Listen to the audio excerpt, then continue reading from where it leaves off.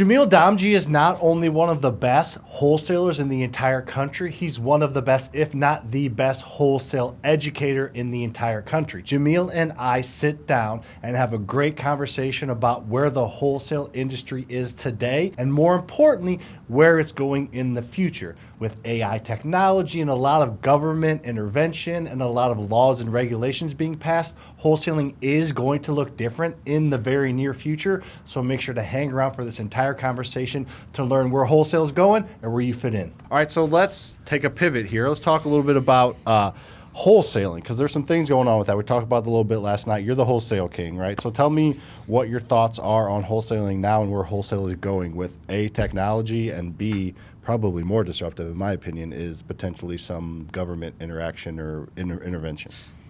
Okay, so I think that investment in technology to really, because look, you know, how many things, AI is a buzzword, right? Mm-hmm. And so, and I'm sure this happens to you a lot, but I get 100 pitches a month. Mm-hmm. So we got a couple last night. I got an AI that's going to be amazing for wholesale, and it's going to do this and that, and do. It's going to replace everything. And at the end of the day, what it's never going to do is understand the emotions of a seller in their living room when they're facing foreclosure and they have no options and they're ducking their head in the sand, and they don't. It's never going to build that rapport. It's never going to create that connection that's going to get them through it, right? Mm-hmm. And so as cool as AI technology is, and it'll be really helpful in the data mining of this whole process, and maybe getting leads nurtured faster and better, and that I can understand cost per contract coming down mm-hmm. as a result of AI technology. I also, however, see that wholesalers, in the most part, because it's an entry-level strategy in real estate investing, unless you become a Sam, a Pace, a Jamil, a Brent, a Jerry, and you build an operation around wholesaling and it feeds other aspects of your business, like lending and fixing and flipping and property management and so on, mm-hmm. then wholesaling becomes like the feeder, right? Mm-hmm. Now, because you've got all these other verticals that you can use other than wholesaling to monetize a deal, if wholesaling comes or goes, it's no skin off your back, because mm-hmm. you're like, well, I have other exit strategies. I'm not just relying on assigning a contract to get paid. Mm-hmm. And so you're a sophisticated, mature investor. And I think that regulation is going to force maturity and sophistication in the world of wholesaling so that people can understand how to monetize an opportunity outside of just assigning a contract. And I think that that's not a terrible thing. Mm-hmm. I believe that we all need to become big boys and big girls and become real estate investors and actually do deals that are outside of just assigning contracts. I think that's important. And I think that if you want sustainability, you want long-term cash flow, if you want, tax depreciation, all of the things that are really important as an entrepreneur's business cycle mm-hmm. or business structure, then maturing and evolving is a necessity, or you will die. Your business won't flourish. Mm-hmm. Okay, well, understanding that, I think the regulation coming, it has a couple of intended and then unintended consequences, I believe. Okay, mm-hmm. The intended consequences are it's going to make it harder. It is going to make people jump through hoops, be more transparent, and I believe at some level maybe raise a bar. But if that regulation goes unfettered or unchecked, then I believe it can become draconian in its intent and also in its effect, right? Mm-hmm. Let's take, for instance, South Carolina. South Carolina has effectively banned wholesaling, mm-hmm. okay? Now, okay, cool. Their reasoning behind it, we don't think that equitable interest is of value. Mm-hmm. Which, again, if you look at the options market, you look at futures, that's essentially equitable interest in a nutshell, right? Mm-hmm. And we've been monetizing rights to buy, rights to sell. They even do this in mortgages. Like, all of these things have been monetized and sold and capitalized on for long periods of time. Well, who pushed forward the legislation in South Carolina? The National Association of Realtors, right? Why did they do it? Because their members are complaining that wholesalers are taking away their commissionable properties. Mm-hmm. That's it. This regulation didn't come as a result of, we think that people are being preyed upon. No. If you look at the narrative, It came from money. It came from money. Big dollars years. NAR's one of the biggest lobbyists in the country. It They're is. top 5, right? Top of all five, lobbyists. top 5, and arguably in the top 2. Mm-hmm. So when you have that big of a lobby group that has billions of dollars at their disposal to truly affect policy, it happens. Mm-hmm. And so that's what's taken place in South Carolina. Now, let's look at the end result of this, okay? Mm-hmm. Is it good? Does it mean that real estate agents are going to get more listings? No. Mm-hmm. Because of the market that we deal in isn't retail property. It's not retail real estate. And that's where I think everybody has it wrong. These aren't houses that are going to be put on the MLS and then get FHA mortgages on them, and then, you know, a nice happy family is going to move in. These are houses that have had deferred maintenance piling up for 30 years. Mm-hmm. These are houses where financial instability and all kinds of social and other issues have overtaken the person's capacity to live and keep this home. And now it's become a nuisance rather than an asset for the person who just needs to get rid of it, right?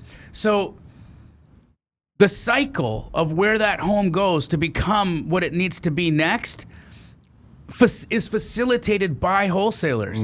So at the end of the day, who suffers in South Carolina as a result of this? Fix and flippers, in the end, communities, because the bridge between that property and its rightful buyer or its needed buyer, the guy who's going to add equity or add investment into it, make it appreciate and make it available for another home or another family, that process becomes hindered. And it makes it harder because the reality is fix and flippers are not capable, just based off of the 24-hour day, to be able to keep themselves busy enough if they have to do their own lead generation as well as flipping the homes. It's just too hard.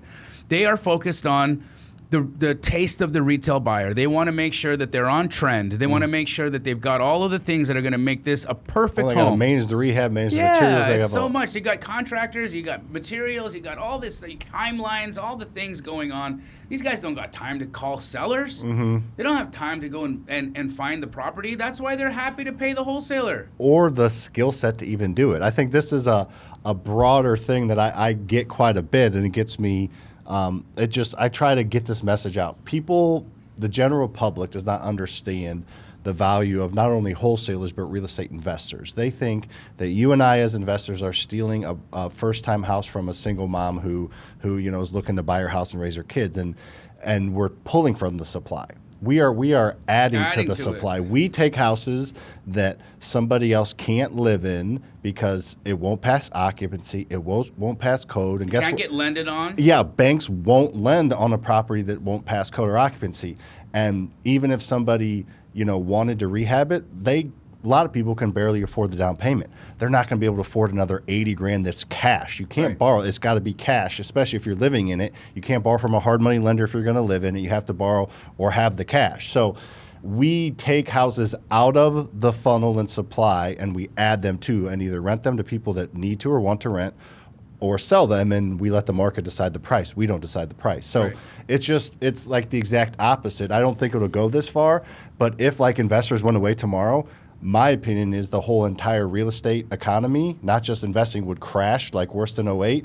And what do they say when the U.S. Housing market sneezes, the whole world gets a cold just because of the power of it?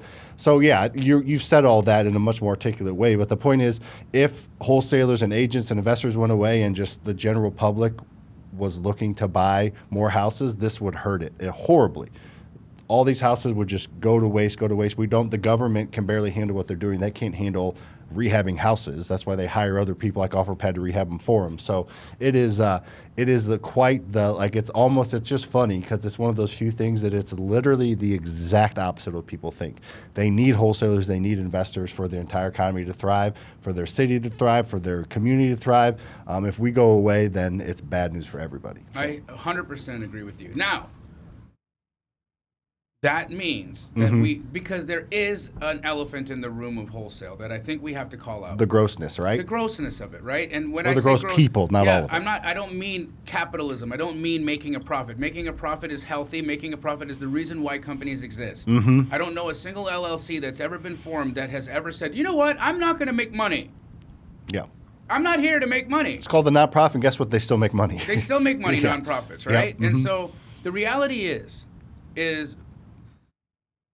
that is because it's an entry level opportunity for people to be able to become real estate investors. It's going to attract a wide range of folks, and human beings are polar. There's good ones and bad ones.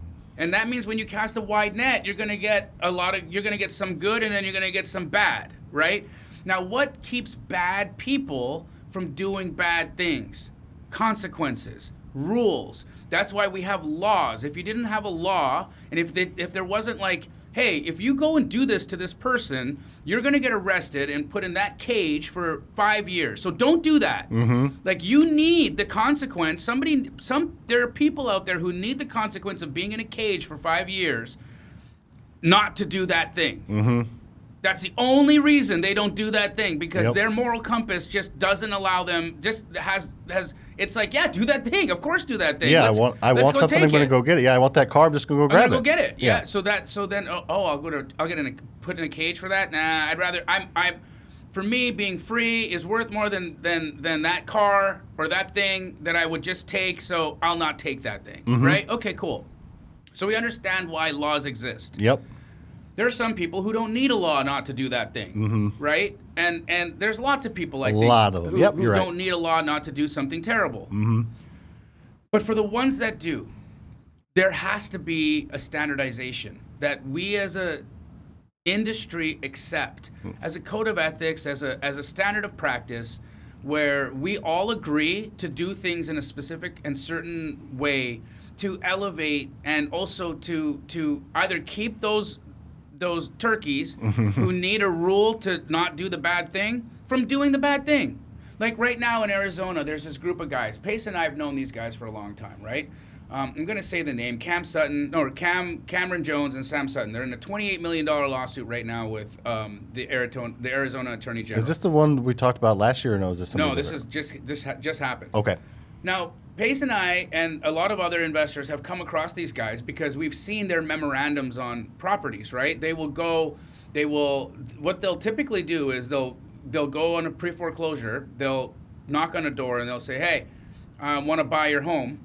And they'll say, whatever. They'll offer a seller whatever number. Whatever it takes to get the contract. Whatever it takes to get the house under contract. Then they go and record a memorandum and they do nothing.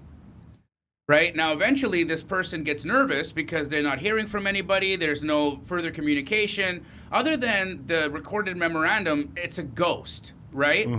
So another wholesaler or investor comes along, and they think this party is gone. In some cases, close of escrow is passed by like months. Oh, shit. Okay. Okay? And still no action, no nothing, and they're like, okay, well, this foreclosure is looming, it's getting closer and closer, and I'm gonna be out if I don't sell it. So they sell. They think this contract is dead, and then these guys pop up and are like, just like the weasels they are, they're like, hey, we're not gonna release the memorandum unless you pay us $10,000. And so that was one part of their business model. The other part of their business model was going in pretending that they worked with a charity. They even called themselves Helping Hands Arizona. Okay. And all they did was they helped themselves. Those are the type of people we need. The guardrails. Yeah. So they would then go in and they would say, "Hey, we're going to save you from foreclosure." And ultimately, what they would do is they would get them to contract the house to them for like barely anything. Then they would say, "Okay, the foreclosure is passed. It's been stopped. Hooray!" Also, here's your 30-day notice to vacate. Oh, shit, okay. And now this homeowner was like, wait a second, hold on a second. You said that you're going to stop the foreclosure. We did. We didn't say we were going to keep you. Yeah, so they had in the fine print somewhere they signed that they could do that? Yes. Yep. And so now this person's like, so I got to leave. Yeah, but I sold you the house for nothing. Well, no, you sold me the house for this much. Yeah, but you said where did I say what? All we have is a contract. And they did this hundreds of times. Wow. So hundreds of times. Wait, so what happens around here, which is much more tame but still bad, is though some a bigger company, especially out-of-town companies, will come in and they'll offer $350 for a house and we're like $275. And the person will go with it, and then the day before closing, they'll say we need it for $250. Yeah. Like $100,000 less. Yeah. And then they'll so different, but just playing it's with still people. shady. Yeah. It's still terrible. That should be outlawed. You should not be able to renegotiate past an inspection date. I think that needs to be barred. Yes. Absolutely barred.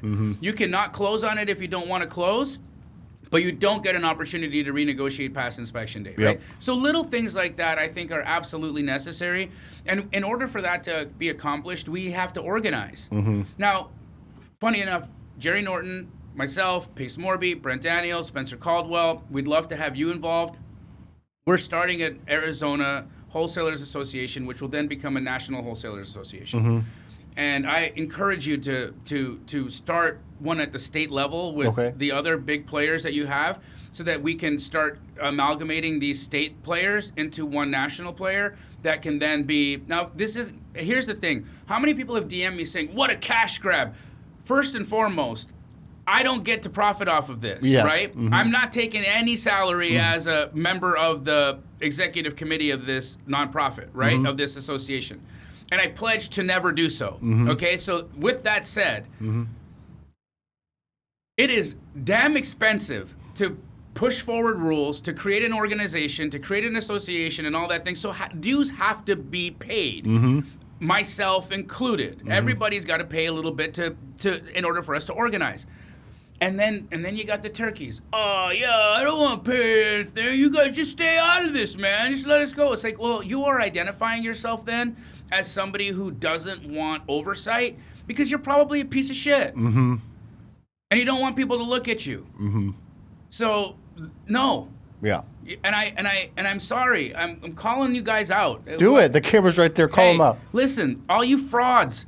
Like, I've got people DMing me on the fraud that you guys are committing, and I'm going to out every freaking one of you guys. If you've been a victim of somebody who has scammed you that is in the wholesale world, I'm going to put your ass all over my YouTube. I'm going to put you all over my Instagram. I'm going to knock your ass out of the business because you don't belong. Nope. You don't belong in this game, and all of us are tired of it. Because of you, people in South Carolina now are suffering. They can't find their fix and flips deals that they need. Wholesalers can't make the money that they should be able to make. People are not being able to offload properties that they need to offload. All of this is coming to a standstill because you can't play by the rules. I love it. Mic drop, bitch.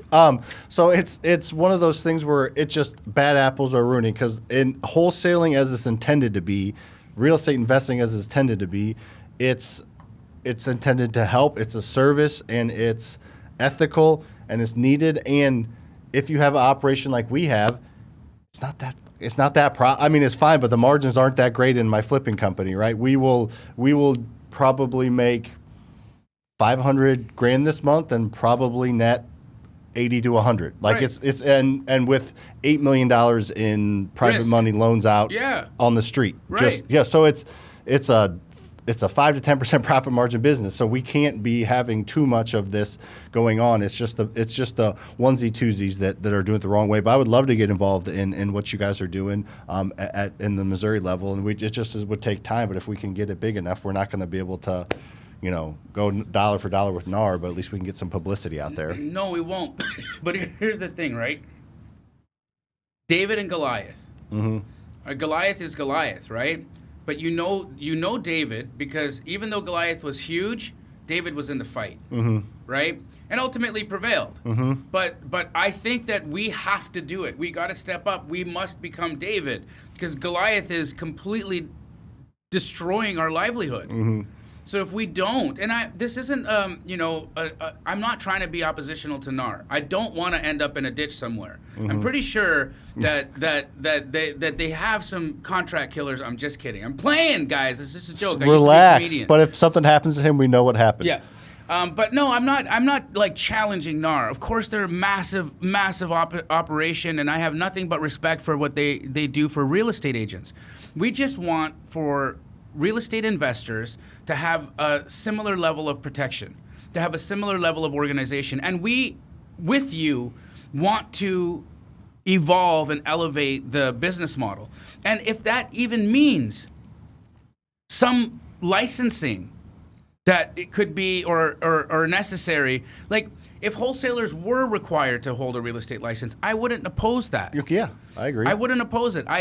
There is an argument that at some cases and in some levels, constitutes a brokering situation when you connect a buyer and a seller. Especially when it's what, 96 hours to get your real estate license. It's 2,000 to get your barber license. Just to cut somebody's hair, you have to put 1,500 hours in. Right? So the point is, it's not that big of an obstacle, but at least get some guardrails on it, because obviously we want to protect ourselves as investors, but it is a bigger picture than that. Like we said earlier, if investors go away, the whole real estate market crashes, and when it crashes, there's more distress, and it could get in a cycle where it's almost impossible to get out of it. So it's necessary for us and our livelihoods, and it is also necessary for the market. And people just assume that you make $75,000, $150,000 every wholesale, and you make $500,000 every flip. That's just not the reality. It's of it. not. It's not the reality, and all of that has to become. Look. At the end of the day, if you look at the average that a real estate agent makes on a commission, right, it's way more than wholesalers make on a wholesale deal, right? And so calling that equity theft is laughable, because then why is not paying a real estate agent a commission an equity theft? Yeah, well, so we just had that lawsuit go through. So it's almost like, I don't think this is because of that lawsuit, but there's just a lot of changes going on with NAR and real estate commissions and this. So disruption is not a bad thing, I don't think, in general. Most of the time it's good, but it can be taken too far. And we were talking yesterday. You talked a little bit earlier about how, having a license for this or for that. And I think the best case scenario would be NAR and whatever association you build works together, because 100%. The agents, what an agent needs to do, and we said this yesterday with Pace, was a good agent needs to list 5 properties a year, maybe 10, and all the pain in the last people just move past them. And then they need to sell 5 or 10 to an investor that's the best case scenario for them. Then they probably should flip one themselves and then maybe add a couple rentals. So that's where the agents are going to succeed, is the agents that are well-rounded. And same with investors. So I think we could help NAR and agents be more well-rounded agents and get more listings on either they learn how to flip, they learn the process, or we flip more and they get the back end listing and they get both sides commission when we buy whatever it is. Like when we buy from agents, we're going to buy 75 houses this year just from agents, and they're going to get both sides of every commission. And if we end up flipping it, they can list it, but maybe we'll keep it as rental and maybe we'll wholesale it again. But the point is, I think working together, collaboration is the best way out of this, rather than just fighting. I've, for the last 20 years, built my business, my reputation on collaborative strategies with real estate agents. I love real estate agents. You have a whole thing. I think Matt's trying to get a hold of you to figure out your I love real estate agents. My business thrives because of my great relationship with them, and I love the ethical ones who are straight. Look, I have agents that straight up say to their client, "Look, I've got a number of ways to help you. In current condition, your home really is unfinanceable, right? Now, you could get, say this price for it if you had $100,000 investment into the property. And if that's a strategy you want to do, not only do I have contractors I can refer you to, but we can help you get that. We can even help you find funding to get that. And we can list it for you. And we'll list it for you, and that's good. And so they'll give them that option. They'll say, okay, so that's one. Now, that's the benefit. You could make more money. The risk is that you might not pick the right colors, and you might do it a little bit off because you've never really flipped a house before, and you might not get that investment back. And so there could be a risk of loss there. So just so you understand, it's not just a guaranteed benefit, there's a risk of loss. So here's that situation scenario. I can't just put this on the MLS as it sits right now. I could, but a retail buyer is not going to buy this. An investor is going to buy this. And if I put it on the MLS, you're going to get a ton of people traipsing through here and all the things. And as you can see, this is a hoarder situation. And so there's a liability that we're going to have when people just walking around in here. So in order for that to happen, we're going to need to make an investment and clean this house up. And it also smells like, 1,000 cats have died in here. And so we're probably going to need to ozonate in this thing. And that's probably going to run us about $20,000. Okay. But then I'll have a clean property that I can list on the MLS, and maybe we'll get a little bit of a higher price from a cash buyer than we would if we just kept it off market. So that's option B. Option C is I have an investor who will give you a cash price, and that will actually, you won't have to pay me a commission. he pays my commission because I will in that scenario represent him. You'll be an unrepresented seller. We'll give you a net number that you'll get. He'll pay me a commission, and that's option It's a C. no number, and Yes. usually it's not that far off from best case scenarios than the other options. And Exactly. if other options don't go well, it could be more money. Right. Now she'll say, could you get more money? Yes. Here's how. But that's the most convenient solution. So you've got a couple of... Well, could you potentially get more money? It's still not a known. Yeah, could you? Could you get more money? Yes. But these are the things that you've got to do in order for that to happen. And these are the risks you're going to take. And this is basically your option charcuterie board. What do you want? What do you want? What meats and cheeses are you looking for? I usually go with the pepper jack cheese and Yeah. a little Right. salami and a little cracker. Yeah. And then, typically they're like, well, I kind of like the pigs in a blanket, so let's go with that. Yeah. Right? And so they make the choice, and then they choose the best thing for them, and the agent did their job as a fiduciary, which was what's best for the client. And please don't tell me that the most money is the best for the client, because when they don't have when they have a liability situation, when there's somebody in the home with cancer that doesn't want to have people running through for showings, when all of these little circumstances add up and you've presented all of the options to them and they still choose me, then I was the best option for them because they wanted the convenience, they wanted the quickness. The time, some time frame, they don't have 4 months, 5 months to do it. Sometimes they need to be out in 45 days. And people will say to you, I just don't understand how anyone would do that. So let me give you a real life example of where that parallels, okay? And I'm going to ask you, the listener, to answer honestly. Have you ever traded in a car? Yes. Have you ever traded in a car? I have, yes. Okay.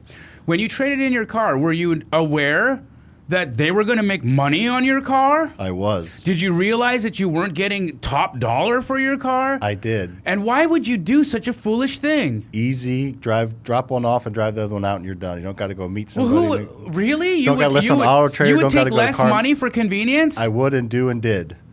Yes, it's the exact same thing. It's the exact same freaking thing. Except there's way more moving parts of this because they could potentially have to be out quickly. There's risk involved. We're mitigating. So that's why I think there's some way to help educate agents even more to get more listings, to make more money, not try to get rid of us or use us.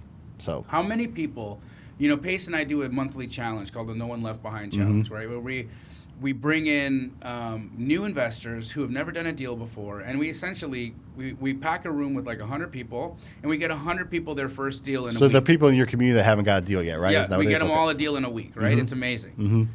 And we do that through the agent outreach method. And so we are talking to real estate agents. We're teaching people how to have these conversations, how to like create opportunities. And when you go after those listings that are high day on market and they can't reduce price because there's not enough equity to pay the real estate agent's commission, and not have the seller come to the table with money, right? So they're really upside down in the house because they can't sell the house for enough money. They can't to cover the mortgage and the real estate agent's commissions at the price the market will bear right now. And so this house is sitting. Meanwhile, these people maybe have moved into another home and are paying on 2 houses now. Maybe they're just desperate. They need to go. They've got a job relocation. There's a number of things that cause that to happen, right? A lot of people in the military go through this as well. When they're redeployed or they're sent somewhere else and they're restationed in at another base, whatever the circumstance. That happens often. And you talk to a real estate agent who's got like this listing now, they're 160 days in, and nothing's happened. And you present a creative solution to them, and they got their heads so far up their behind that they're not willing to even understand, to give themselves the moment to just open their mind to understand how this actually is going to keep your seller from facing foreclosure and will actually pay you a commission. You would rather that this person go into foreclosure and you make nothing than stretching your level of understanding to a new level, to a new height, so that you could understand how a creative finance solution could be helpful to a seller in this. And I'm shocked at the fact that there are real estate agents out there who call themselves a fiduciary that will do that will just say, my client's not interested without even having a conversation with their client. You think it's laziness or lack of knowledge, or probably a mixture, right? A mixture of both, yeah. And that, to me, friends, I think that's criminal. Because you can't be a fiduciary and not have your client's best interests at heart. And when you do things like that, that should be policed. That should be policed. Hey, agent, why don't you have a better arsenal of strategies in your tool belt to help these people in tough situations? Then just list it, hold an open house, and make 20 grand. How are you a fiduciary as a one-trick pony? And excuse me, but those investment advisors who become fiduciaries, guess what they don't do? They don't have only one way to help you. They have 100 ways to help you. Here's a life insurance policy, a money market account, a CD, And why do they have so many more options? Because people need options. And they also aren't incentivized for you to pick one. So they bring you all of them.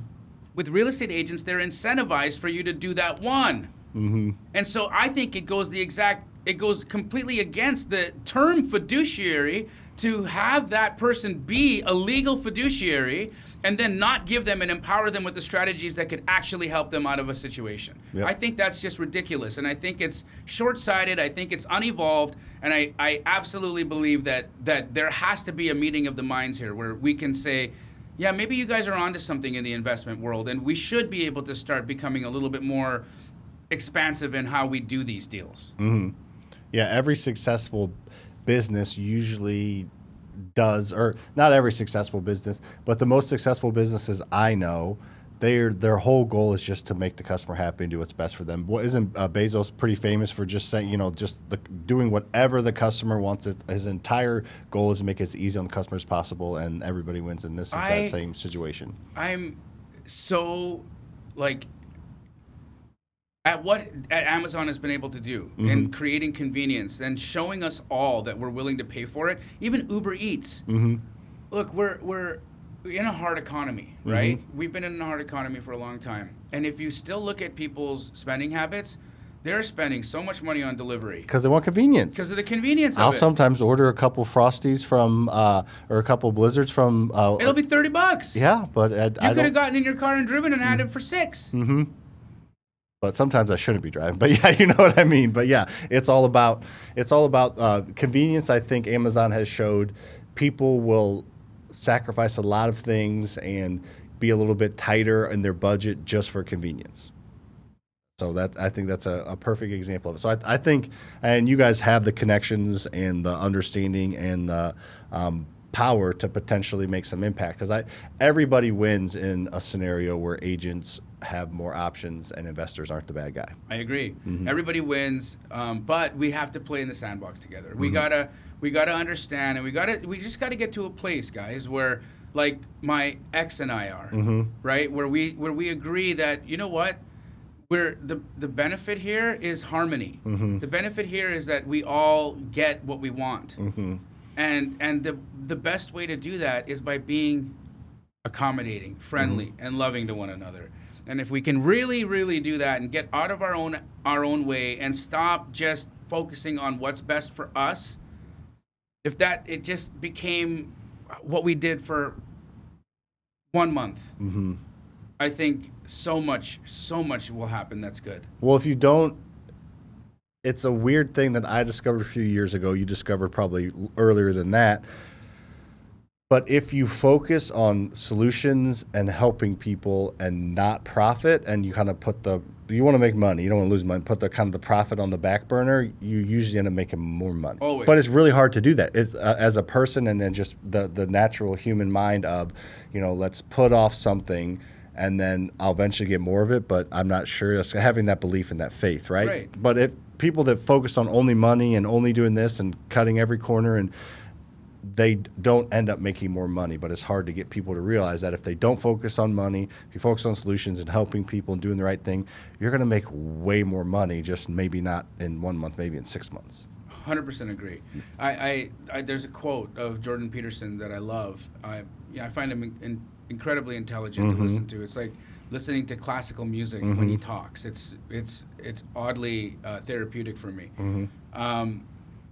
He said, the master strategy in life, the best strategy, guaranteed success. Guaranteed to succeed with this one strategy. Help somebody else. Yeah.